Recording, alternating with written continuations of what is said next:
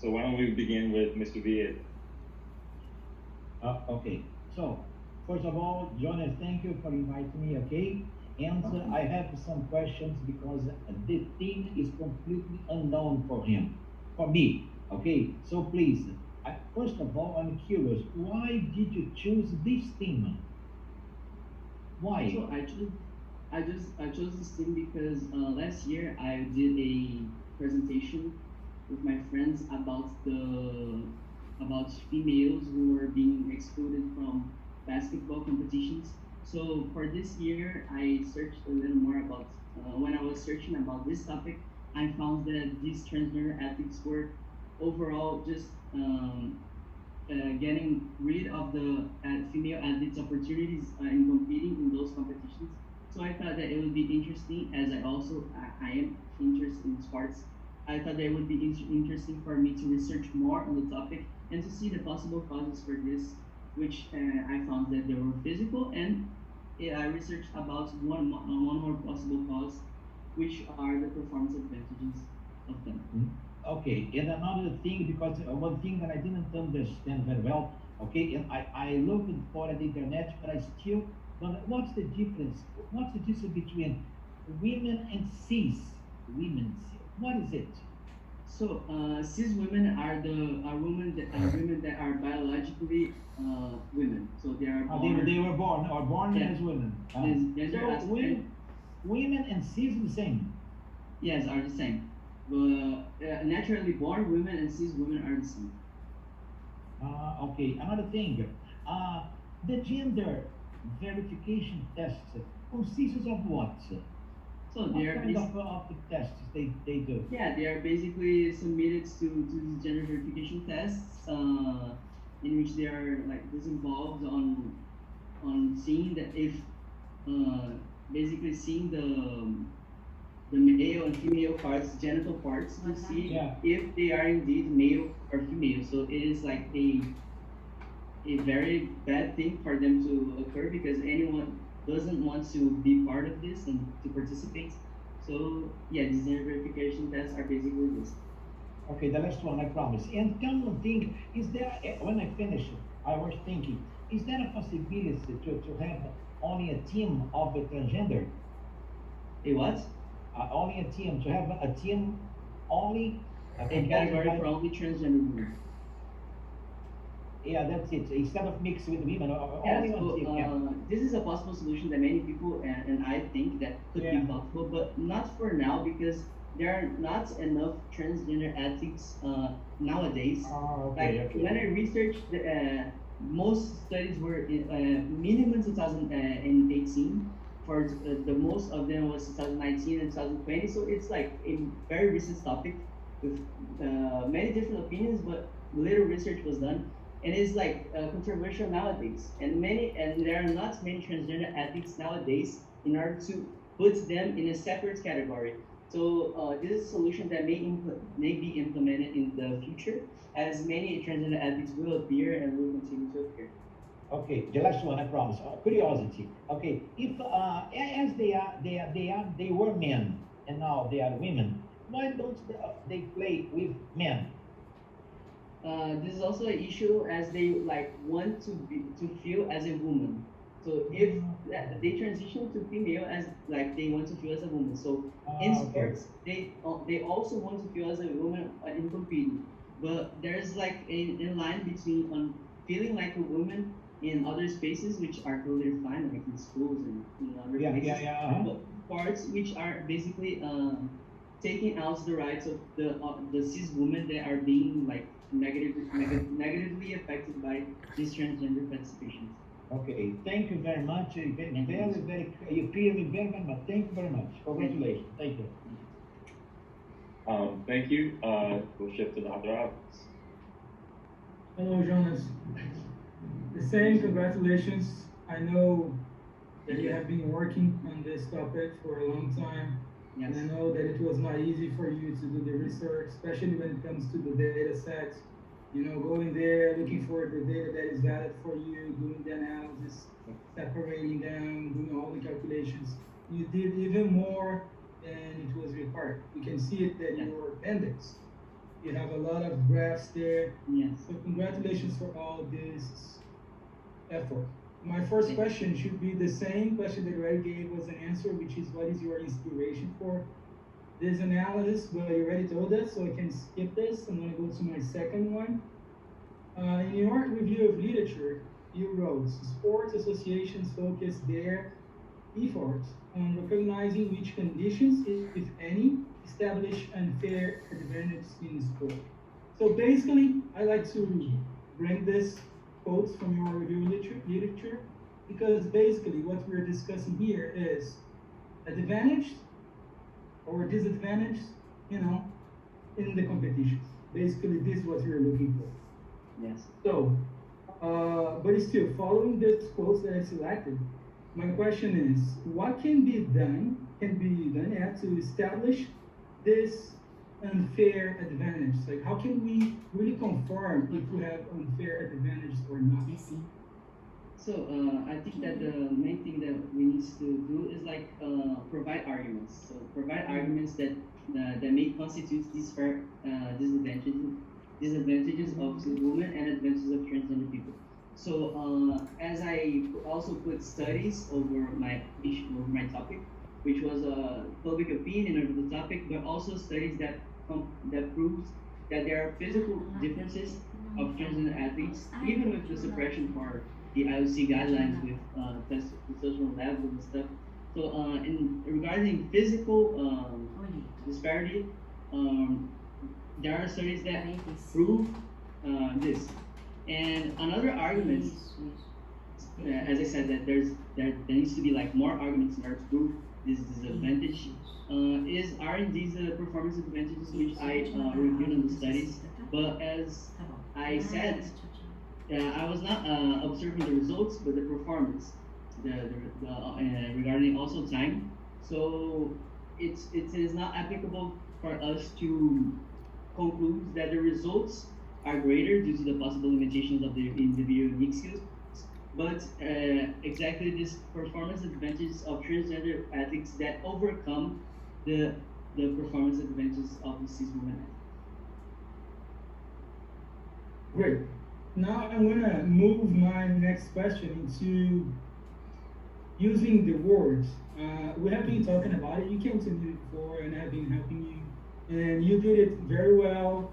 Like trying to write this in a way that you are hitting the target. You know, you are like reaching what you're supposed to do and what your study allows you to do. But sometimes I was confused. I don't know if you did something intentionally or not. And sometimes I was confused if, all right, is this really the right word? And sometimes I know that it was not the right word. I will talk about it later. But my next question is, for example, you used competitors 1 and 2 for the transgender, and then contenders. Is there any reason for using the two terms? So the competitors 1 and 2 are the actual transgender athletes, and the contenders are the cis women athletes that compete with those transgender athletes. Oh, so it was for like to bring the perspective of the transgender, and then you want to observe their performance against the others. Yeah, that exactly. was the intention. Got you. Now, talking about like selecting the right words and sentence, I'm glad that here today during your presentation, your conclusion was very good. You were like, able to really hit the targets, you know, that were like were your goals in the beginning, in the first place. But I will read the first sentence of your conclusion, the way you wrote, and the way I rewrote for you, just for you to see the difference. And you need to go back there after this presentation and just change a few sentences, you know. But in order for you to understand that, I'm gonna read this for you. So the conclusion, the very first sentence in the conclusion, the way you wrote, based on the findings of this research, it is possible to conclude that transgender athletes who transition from male to female do have a consistent pattern that corroborates to the idea that they also have performance advantage over cis women in the same competition. So, one thing we need to add here is transgender athletes from your sample, you know? Yes. Because I know that it's a possibility that it's happening everywhere, but your study doesn't allow you to say transgender athletes in general, you know? So like I said, sometimes just adding one more thing, it's gonna make it better. So this same sentence, the way I wrote it for you, and you can read this later, you can change it. Here we go. Based on the findings of this research, it is possible to conclude that transgender athletes from the sample who transition from male to female, and now I change your sentence to a way that is matching your results. Who transition from male to female achieved better results when compared to the sample of cis women. Transgender results were superior for most of the cases, even when a 15% variation is considered. So, Jonas, what your results show you is that there is a difference in performance. You know, even when we allow to have a variation of 15%, we still have a variation in results, and this leads us to a possibility of overall a better performance overall. Okay. You know. So my point is, unfortunately, this study is not able to prove the advantage or disadvantage. You know, we're not able to prove that. But all the results, they're guiding us towards, okay, this advantage might be a real thing. You know what I mean? Yes, as I said, that we need to gather arguments to constitute disadvantages and advantages. So like it is something hard to do, but it's this gathering of arguments that my research is one. Very good. And one more example I'm going to show you, and that's why I know that it's just caring about the words. This happened. It was interesting because it happened twice. You wrote the sentence, and in the first time you presented, you didn't care about both sides. But in the second time you presented this sentence in the conclusion, you do care about both sides. So this caring about both sides is what's really important, what really matters in this discussion. So lives and careers are negatively affected, especially for females. You mentioned this in the beginning, but in the conclusion you said, okay, both groups, they are affected. Because yeah, we have in one side, the cis woman, well, they want to win as well, and they can't because usually who's winning is transgender. But in the other side, they have this transgender, they win all the time. But they have these people like saying, oh, but this is unfair. So I'm sure that for them, this is not ideal, no, this is not the best situation. So everybody's looking for solutions, not only one side, right? Very good, Jonas. Congratulations for representation. That's what I have to say. Thank you. Thank you. I have a couple questions. Okay. And this also is on the line of what Dr. Alves was talking about. You know, you mentioned discrimination at the top of your presentation and kind of throughout, both in the sense of transgender women facing it, but also cis women facing it as well. And it's interesting because, you know, you did, and I think Dr. Alves pointed out something very interesting. You did point out you had a case study, right? A very small case study, 2 athletes in particular over, you know, a snapshot of their lives, you know, a year, which is a good amount of research, of course, for this study. But the other studies you use as well that show that there are, you know, even after 12 months, those are also very small studies as well, right? They're not, you know, these large, you know, studies. There was a, you know, a small select, you know, group of people who were tested, and even the information that was shown was not necessarily right that, you know, this person could lift, you know, bricks or like a 500-pound tire. They was talking about something, you know, much smaller, right, that was happening, these other processes that are happening. And so I think I have a question about, and also even when you look at the 2 young transgender women that you looked at, one you said 100% of the time, and one 60% of the time. So we see even amongst these 2, there's like a very large difference between, you know, their winning. Clearly the 60% is winning quite often, right? But think it's also fairly discriminatory to, like you, because I think Dr. Alves pointed out something really fascinating. It's hard to think about extrapolating from your results. So, like, do you think it's also like, even though you pointed out this and you, like you said, you consulted other studies, do you think it's still too early to make any pronouncements, to make any new policies? So as I answered Mr. Vida's question, as it is a very recent topic and the discussions are like almost new, there are not enough studies, and these studies are being developed. So that's why you said that there are just little studies and samples, like mine one.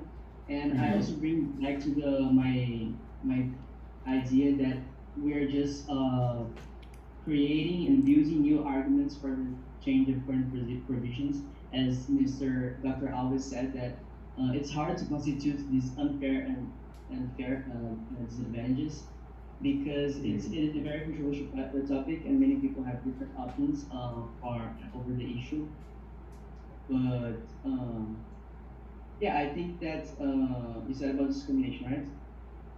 Well, I mean, I guess my question is it too early to try to make a new policy, right, with the amount of data that we have?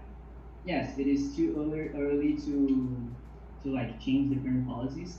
But as I said, we need to initially build arguments rather than like physical advantages, on performance advantages, or other advantages of transgender athletes overseas women. But it is too early in order to change the current scenes. As I said, there is a very recent topic, and many studies needs to be conducted over the area to change and solve the problem. All right. When you think about, when we talk about gender verification tests, this is to slightly clarify, I don't really know all the extent, but yes, it's definitely a body portion of it, right? There is women have to literally like parade themselves nude in a sense, but also there's a genetic sense, right? And this is why they do genetic testing. This is why it took Caster Semenya so long, because they were, testing. And there seems to be a deeper issue, which is we see gender, right? Like we literally see gender. We assume, oh, you have these sexual organs, therefore you must be this, and and so we see that when we do the gender verification test, that it's not as clear as that, right? It's like not even for people who would traditionally be cis women or not, we see that there's an issue with this. Do we need to rethink, at least for sports, how we consider participation for women, transgender or otherwise? Yeah, this goes back to my review of literature, which I also talked about the gender-based schematic processing, which is like mostly almost all of the people are born with like these things are for men and these things are for women, playing soccer is for men, playing with dolls are for women. So this goes back to this issue, as many people think that should be like the patterns of society of whether being masculine or feminine, and this also relates to the adult life and to sports, which is the case. And the gender verification tests are exactly this. There are just two types of bodies, only female and male, and there is only an exception, which is also which is only present in the lower levels, not in the professional levels. That there's only an exception for the transgenders, which maybe they can participate in this categories rather than male or female. So there are only exceptions for transgenders, but yeah, it's basically this, and I think that there should be a change over the participation, because it is also not the transgender people's fault. Like they have their choice. They want to follow their gender identity. So, but it's like it's for adaptation. If they want to follow, then it's for organizations, but not negatively affecting the lives of other people. But they need to adapt to the system with solutions. As I said, like one can be the separation for the category, but not now. As you also said, there are not enough studies and arguments about peer beauty, but not now, as there are not enough studies, and there are also not many transgender athletes in order to put them into one separate category. Interesting. I'll just ask one more, even though we should stop now. But I have one more question, which is you mentioned, like you said, it is important and it's imperative. You say arguments, but I think data is what you mean. I think gather data and information. I think that's probably where you're going with that. But in the sense of gathering information and data, right? It seems like every sport has its own special things, right? Speed is not going to help you with this sport. Strength is not going to be the thing for this sport. And so clearly, even the amount of data that we need to collect is going to be monstrous, right? And a lot of, you pointed to public opinion and whatnot. A lot of public opinion is informed by people's prejudices, right? And also people's other fears, right? Even films, right? Like, a man who pretends to be a woman to like do better in basketball and play professionally, right? Because he can't, something happened, right? So what again, because we don't have, I can't imagine a world in which you're going to have 30% of transgender athletes not participating in the sport. I don't see that world. Again, gender identity, just like sexual orientation, right? These are very small percentages we're dealing with the population. So what do you suggest, and I know it's a big question, but make it as small as you need to. What do you suggest that we do because again, like I said, I don't see a world in which we're going to be constructing new categories for transgender people. It's just like it'll be everyone who tries out essentially will make it. What do you suggest, in terms of future studies? What do you think that we should do to, further along this research that you're talking about to get us to a different path? Yeah, as I proposed, it is difficult to put one separate category, but in the future it is possible, but not now. So one thing that they're doing nowadays is suppressing the testosterone levels as the IOC guidelines propose. But as the studies infers, it is not working, as transgender athletes still had a physical advantage. And as my study said about the performance, but englobing the limitations, of course. But one thing that they could do is maybe being more rigid on these testosterone level suppression, as it would be as transgender athletes would still be competing in those cis woman categories, but they would be all biologically more like female, as the testosterone level as the testosterone is the hormone that is responsible for building the man. So they would be more like the female, and they would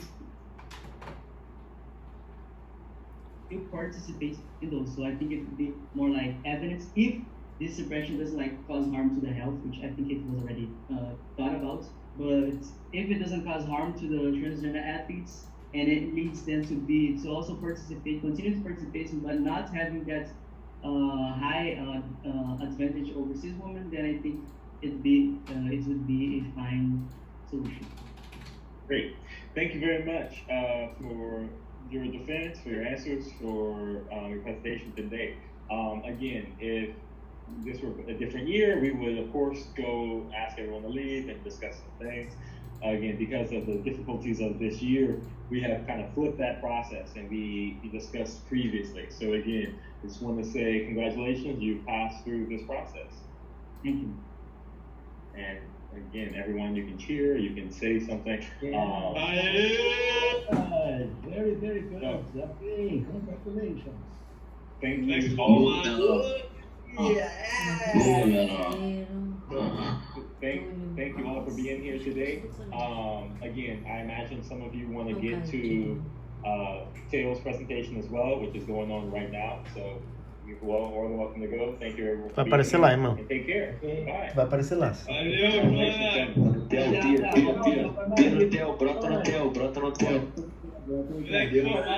Moleque formado. Caio.